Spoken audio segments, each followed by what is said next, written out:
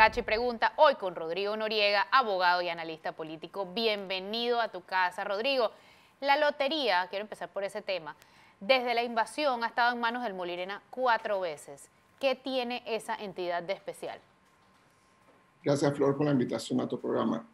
Me llama mucho la atención que el Molirena, durante los gobiernos de Endara y de Mireya, de Martinelli y de Nito, haya tenido acceso al control de la lotería. Da la impresión que esa es una fuente de negocios y es una fuente de financiamiento que garantiza la viabilidad del partido. En otras palabras, es como por decirlo, el feudo del Molirena que le permite seguir siendo el Molirena.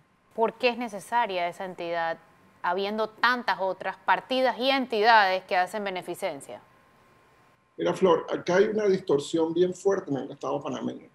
Tienes la Dirección de Asistencia Social de la Presidencia de la República, tienes la partida discrecional del Presidente de la República, tienes el Ministerio de Desarrollo Social. Entonces, esto obligaría a replantear la función de la Lotería Nacional de Beneficencia. Mira, en Florida, por ejemplo, la lotería se usa para financiar becas para estudiantes necesitados para estudios universitarios. En Inglaterra se usa para financiar el aspecto cultural, museos, teatros, investigaciones, bibliotecas, etc. Y acá en Panamá se usa para subsidiar partidos políticos. O sea, que en realidad hay una distorsión bien profunda de la función de la lotería. Hay total falta de transparencia, no solo en este gobierno, sino que ha sido histórica, con la forma en que se distribuyen las libretas, la forma en que se hacen las devoluciones, la forma en que se asignan las propias libretas, la forma en que se organiza la institución. No se han combatido las casas grandes en ningún gobierno, y eso es un lavado de dinero. Un lavado de dinero con fuertes raíces en la política. Y además de eso, que pues tienes toda esta población de personas que no están bien tratadas, bien dignificadas por la institución, que son los billeteros. Entonces tienes todos los elementos para una explosión social. En varios de esos trámites que mencionas, la devolución de los billetes, el pago a los ganadores, ha debido estar presente Contraloría. ¿Qué pasa con Contraloría? Yo creo, Flor, que hace muchos años Panamá dejó de tener una Contraloría General de la República. Lo que tenemos es una institución que poncha y sella. Punto. O sea, poncha y sella políticamente, ni siquiera de forma objetiva o imparcial, sino poncha y sella discrecionalmente. Y bueno, esto es lo que tenemos. ¿Qué haría usted si fuera presidente con el tema de la lotería? Mira, yo creo que la lotería tiene que ser saneada. Tiene que ser saneada y necesita ayuda urgentemente. Yo no enviaría un patronato, pura sociedad civil, puros empresarios, puras personas que tienen una excelente reputación. Sanearía la institución, sanearía los mecanismos de pagos y demás, y me iría también hacia los temas electrónicos, loterías por internet, por celular, etcétera, etcétera, para masificar el producto y efectivamente darle transparencia al uso de esos fondos. Hoy en día no sabemos para qué se usan, cuál es la real beneficencia de la Lotería Nacional de Beneficencia. Me resulta curioso, Rodrigo, que el presidente repita que los golpes no se avisan. Y me resulta curioso porque en todos los escándalos los responsables siguen en los cargos mientras duran las investigaciones que casualmente nunca terminan. Me parece muy conveniente. Yo creo que los golpes no se avisan porque no se dan. O sea, así como en guerra anunciada no muere el soldado, en golpe anunciado no se da el golpe. Creo que es una declaración muy conveniente, muy cómoda. Realmente es una lástima porque creo que tenemos una voluntad del Ministerio Público y hasta cierto sentido una voluntad de la sociedad civil y de una parte importante de la sociedad panameña de que se investigue la corrupción. Y esta es una institución, al igual que el tránsito, que también está en manos de Molirena, Seguro Social y un montón de otras instituciones donde se debería sanear la casa. Y allá hay dinero, ojo, no pensemos en aumento de impuestos, pensemos en sanear estas instituciones porque hay muchísimos millones de dólares que pueden ayudar a combatir el hambre, el desempleo y otros problemas sociales en Panamá. Siguiendo con el presidente Cortizo, ¿qué papel está jugando él en el gobierno? ¿Y cuál juega Gaby? Es la segunda pregunta, que aparece en las encuestas como el funcionario peor evaluado. Para todo el mundo es claro que Gaby es el delfín del presidente Cortizo. Y el presidente Cortizo está jugando todas las fichas y haciendo todas las estrategias para que Gaby Carrizo quede al mando del PRD, precisamente para facilitarle la candidatura presidencial para el 2024. Desde ese punto de vista lo están haciendo muy bien porque eso es lo que están haciendo. En cuanto al manejo de los asuntos del Estado, yo creo que el país está en acefalía. Tenemos un ministro de Salud que manda más que cualquier otro funcionario y no tenemos claridad de un plan económico, no tenemos claridad de un plan de reconstrucción nacional, no tenemos claridad de nada. Y todo parece ser improvisado al momento. Por ejemplo, esta semana que pasó tampoco supimos nada ni del plan de reactivación económica ni de las propuestas que presentaron los gremios económicos para reactivar la economía. Tampoco supimos nada del diálogo del Seguro Social. Tampoco supimos si se va a extender la moratoria. Son temas trascendentales. Totalmente, Flor. Mira, el país está ahora mismo dividido en tres segmentos. Un segmento muy grande de la población que está pendiente de lo que va a pasar con la moratoria, con las suspensiones de puestos de trabajo. Ese segmento está trabajando día a día, casi hora a hora. Luego tenemos un segmento de la población que básicamente salió por completo de la economía. Estos eran los vendedores ambulantes, la gente que vivía del camarón, etcétera. Nadie sabe cómo están viviendo y el bono no le está llegando a todos. Y luego tenemos un pequeño segmento al que parece ser que le ha ido muy bien con la pandemia y muy bien con los cierres económicos y los toques de queda. Rodrigo, tu expectativa del diálogo del Seguro Social. Yo creo que al final, Flor, el diálogo ya tiene anunciadas sus soluciones. Ya dijeron que no van a hacer medidas paramétricas, ya dijeron que no van a aumentar la cuota, ya dijeron ciertas cosas y lo que van a hacer, van a tomar una medida bastante irresponsable, pero muy conveniente políticamente, que es tomar los fondos del programa de beneficio mixto, el programa de los jóvenes, y lo van a usar para subsidiar el programa de beneficio definido, y le van a pasar este problema al próximo gobierno o al gobierno del 2029. En fin, o sea, ya cumplimos, ya resolvimos el problema del Seguro Social, que otro gobierno vea cómo paga ese costo político. Me parece que todo indica que vamos hacia allá.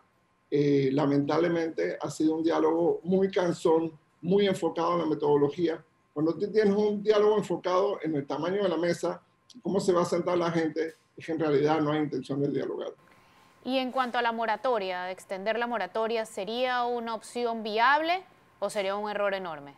Mira, Flor, no podemos trabajar en un país en el que no sabemos cuánto debemos ni cuándo tenemos que pagarlo.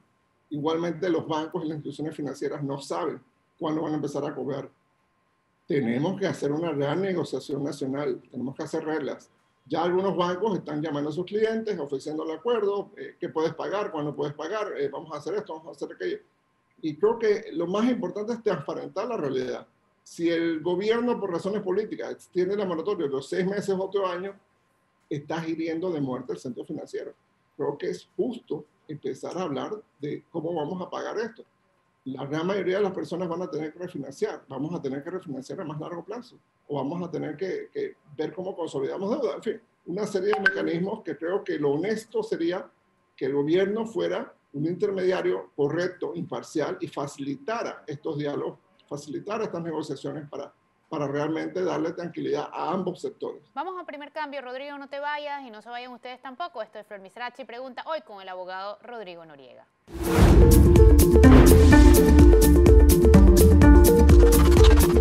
Ya de vuelta en Flor Misrachi Pregunta, hoy con el abogado Rodrigo Noriega. Rodrigo, volvamos al PRD del que hablamos en el primer bloque. ¿Qué está pasando ahí? Mira, Flor, hay un relevo generacional, pero en el peor sentido posible.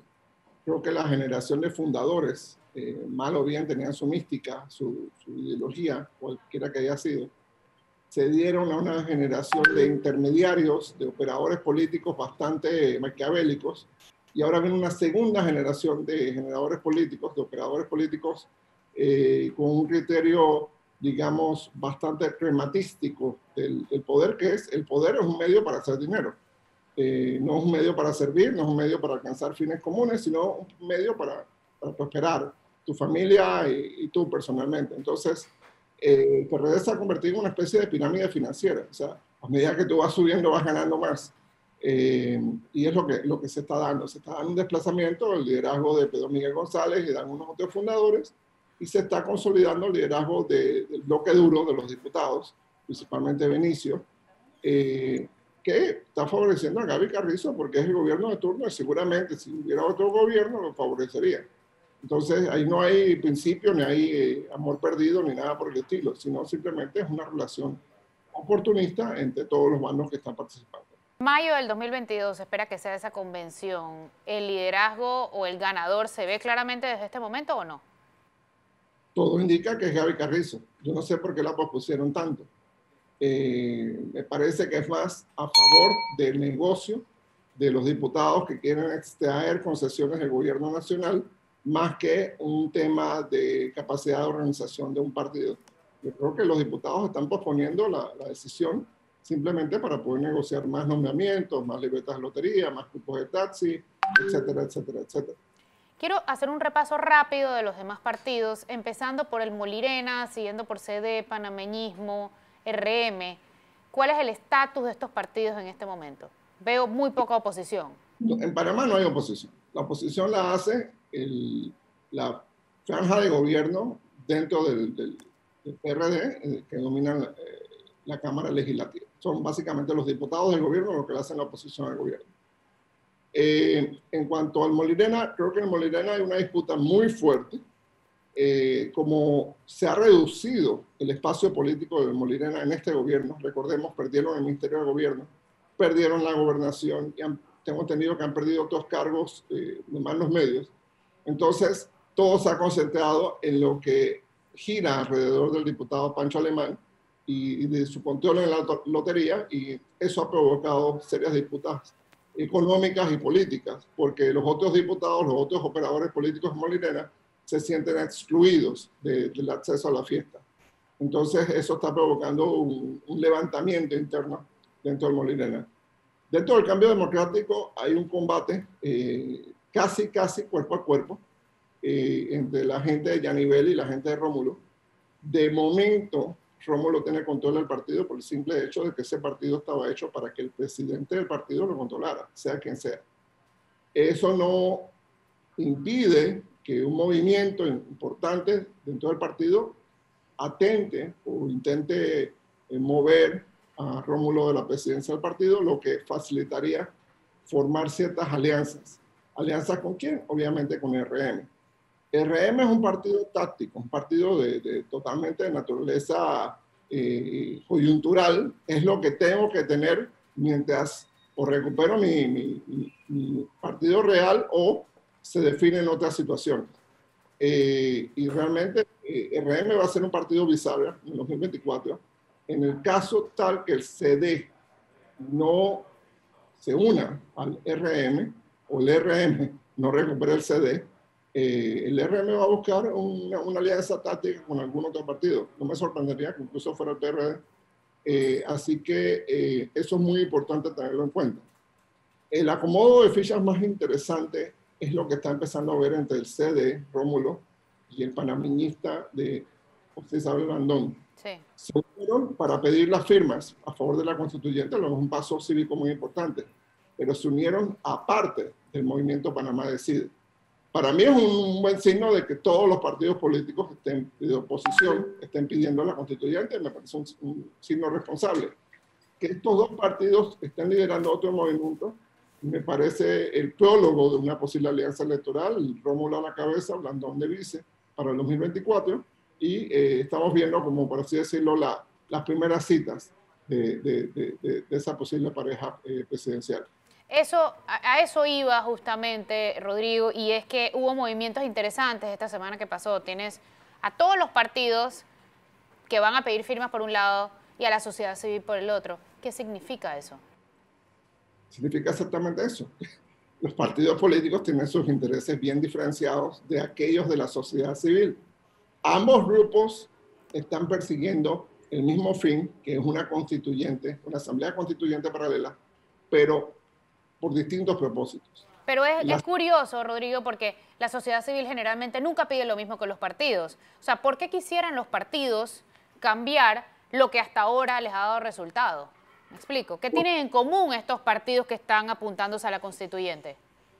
A los partidos políticos de oposición les está pasando lo mismo que pasa con muchos taxistas. Hay un no voy en la clase política panameña.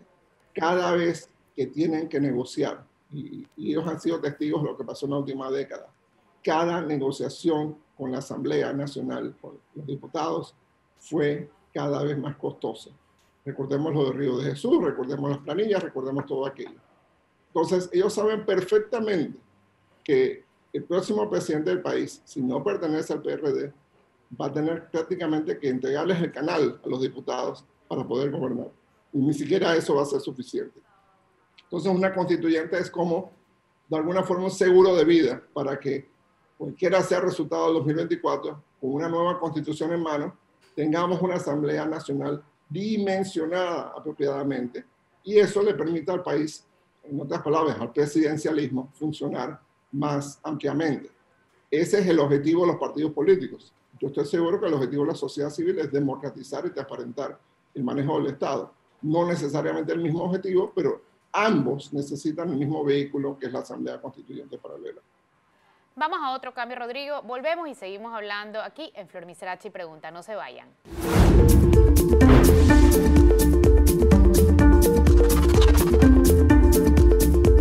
Ya de vuelta en Flor Miserachi Pregunta, hoy con el abogado Rodrigo Noriega. Rodrigo, hay temas importantísimos en los que tenemos muy poca información. Uno de ellos es la minería. ¿Cuál es la situación actual del sector? ¿Por qué hay inestabilidad en él? ¿Y cuál es el apuro del gobierno en un nuevo proyecto que recoge lo que tenía Petaquilla y casi dobla la zona minera? Realmente no sé si tiene mucha lógica buscar una empresa que te quede con la empresa y sus pasivos. ¿Qué piensas tú? Yo creo, Flor, que el tema de minería es un tema que debe ser examinado con sumo cuidado en Panamá por razones ambientales, sociales, económicas. Me parece que el apuro del gobierno va destinado a resolver un problema que no es un problema de Estado, sino un problema particular. El tema de qué hacer con la deuda de Petaquilla. Y además, resolver los pasivos de Petaquilla disuelve una bomba social en Coclé y le quita un problema político. Creo que merece un examen mucho más profundo y me parece que con la minería está ocurriendo lo mismo que la lotería. Se termina al final siendo un problema de qué hay para mí y no realmente pensando en el beneficio del Estado y el beneficio de toda la sociedad. ¿Qué otro tema, falta información? Se me ocurre, por ejemplo, NG Power. Nadie parece estar prestándole la suficiente atención a que todos terminaremos al final pagando más caro la luz. Tienes toda la razón, Flor. Mira, el jueves 20 de mayo al mediodía pasó algo muy interesante. El consumo eléctrico casi alcanza a toda la producción eléctrica del país. Eso es un buen indicio de actividad económica, de que estamos rebotando económicamente, pero también es un indicio de que la capacidad de producción se ha limitado enormemente. Por dos razones, la pandemia, pero también hay un oligopolio de AES. Si AES compra la concesión de NG Power, va a tener 80% del mercado. Ya sabemos lo que pasa con una sola empresa con todo el mercado. Va a sacar a sus competidores y va a aumentar los precios. Y lo que dice de NG Power, eso ha provocado una incertidumbre terrible para los inversionistas extranjeros y nacionales que quieren entrar al mercado eléctrico, incluso con energía limpia, solar, eólica, etc. No saben cuál es la política del gobierno y la política del gobierno parece ser favorecer, resolver el problema de NG Power. Nuevamente, vamos a resolver el problema de un grupo específico de inversionistas a costa de resolver el problema de todo un país. ¿Cuál es tu opinión, Rodrigo, de que estemos aumentando cada vez más la deuda, pero aumentando también la planilla y suspendiendo las megaobras? Mira, Flor, este es el comportamiento de un adicto. Panamá es un país adicto a la deuda externa. No estamos haciendo nada razonable para enrumbar la economía del país, que sería aumentar las inversiones, facilitar el uso de fondos públicos para generar empleo, sino estamos aumentando la planilla y no con personas capaces, Flor. Si fueran personas capaces, bien formadas, disciplinadas, honestas, viva, pero no lo son. Entonces, ¿qué va a provocar esto? Vamos a perder el grado de inversión, como lo perdió Colombia recientemente. Sí. Vamos a caer en manos del Fondo Monetario Internacional y allí sabemos que los buitres salen, van a hacer almuerzo con la economía panameña y no se van a reducir los subsidios corruptos o ni se van a reducir los excesos de la burocracia, sino se va a afectar aquellos servicios que son necesarios para el funcionamiento del país. Entonces hay que tener mucho cuidado con el tema de deuda. En Panamá, a diferencia de Costa Rica y Colombia, hay de dónde cobrar impuestos. Aquí hay 42 zonas libres. Aquí hay sectores exonerados que bien pueden pagar un poco de impuestos y aliviar la carga fiscal de la clase media. Entonces, esos son los temas que tenemos que debatir. No más deuda loca que nadie sabe en qué se gasta, sino que tenemos que empezar a debatir realmente cómo se usan los fondos públicos. No, y a esto se suma que en junio tenemos evaluación de las listas oscuras. Sí, ahí tengo más esperanza, porque aparentemente el gobierno Cortizo ha hecho muy buen trabajo, la canciller Moines ha hecho muy buen trabajo, el señor Dani Kuzniecki en el MEF ha hecho muy buen trabajo, y tenemos un nuevo jugador, que es el Procurador General de la Nación, Javier Caraballo, que me parece ser que va a ser la persona que nos saque de las listas, porque está moviendo muchos casos, quizás no todos los que deseamos, quizás no tantos casos de este gobierno, pero sí está moviendo muchos casos de gobiernos pasados y eso le da mucha visibilidad a la justicia. Y de momento... Mira, y coincido con eso, pero poco vemos de las investigaciones de casos actuales. Él es interino. Si él investigara los escándalos actuales, ¿cuánto tiempo pasaría antes de que le nombraran el reemplazo o que se le truncaran sus aspiraciones? Yo creo, Flor, yo quiero ser positivo en ese sentido. Uno, él es suplente del Procurador General, o sea, no lo pueden sacar de allí. Segundo, No, pero sí nombrarle el principal, es mi punto. Él es un procurador de drogas, un fiscal de drogas, lo que significa que tiene mucho apoyo nacional e internacional. Sí. Entonces, no es tan fácil una figura tan fácil de mover. Sí, efectivamente, la clase política panameña es voraz, puede neutralizarlo, pero creo que de momento es una buena noticia. Dos preguntas antes de irnos, Rodrigo. Primero, los casos de alto perfil. Odebrecht sigue en lectura, no ha llegado a la jueza. ¿Esas son las viejas mañas del órgano judicial o cuál es tu lectura al respecto? Están paginando el expediente y viendo ver quizás si las carpetas coinciden y todo aquello. O sea, por favor, o sea, este caso es de tan alto perfil que si es necesario la Corte Suprema debe haber nombrado 20 personas para hacer esto y trabajar 24/7. Y no puede ser que todavía esté en espera y que la jueza Valoisa Martínez no lo conozca todavía. O sea, eso es imperdonable. En cuanto a los otros casos, el órgano judicial ha dado buenas noticias. O sea, caso SAP no prescribe. El caso de Mayra Mirache no prescribe. En el caso de Martinelli no se le ha dado el tema del principio de especialidad. O sea, el órgano judicial como que está moviéndose más fluidamente. Espero que sea no un gesto pasajero, sino realmente un cambio cultural. Y por último, Rodrigo, tu expectativa en el caso Martinelli, que en un mes va a juicio. Yo creo que va a haber juicio. Yo creo que va a haber juicio. Vamos a tener que tener algunos médicos involucrados. Espero que la salud del señor realmente mejore de aquí a fecha de juicio. Creo que en parte hay mucho interés de parte de Estados Unidos y de algunos otros países de que se efectúen esos juicios. Espero que se respete realmente el debido proceso. Ojo, debido proceso no es solo del acusado, el debido proceso también es de las víctimas y el debido proceso también es de los intereses del Estado. Entonces, espero que se respete plenamente el debido proceso y efectivamente yo creo que va a haber juicio. Muchísimas gracias, Rodrigo, por acompañarnos hoy. Esto fue Flor Misrachi. Pregunta, que tengan excelente día.